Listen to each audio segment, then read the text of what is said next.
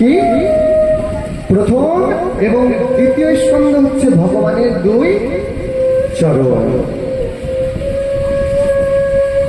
তৃতীয় এবং চতুর্থ স্কন্ধ হচ্ছে ভগবানের জানুনি,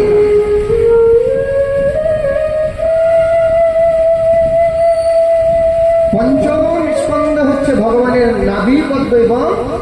কোটি দেশ, পঞ্চমের পরে ষষ্ঠ স্কন্ধ হচ্ছে ভগবানের হৃদয়, সপ্তম এবং অষ্টম স্কন্ধ হচ্ছে ভগবানের দুই ভুজা, নবম স্কন্ধ হচ্ছে ভগবানের কণ্ঠদেশ, দশম স্কন্ধ হচ্ছে ভগবানের শ্রীবদন, একাদশ স্কন্ধ হচ্ছে ভগবানের ললাট অর্থাৎ কপাল, আর দ্বাদশ স্কন্ধ হচ্ছে ভগবানের শির অর্থাৎ মাথা। চরণ থেকে শির পর্যন্ত ভগবানের প্রতি স্বরূপ হচ্ছে ভাগবত।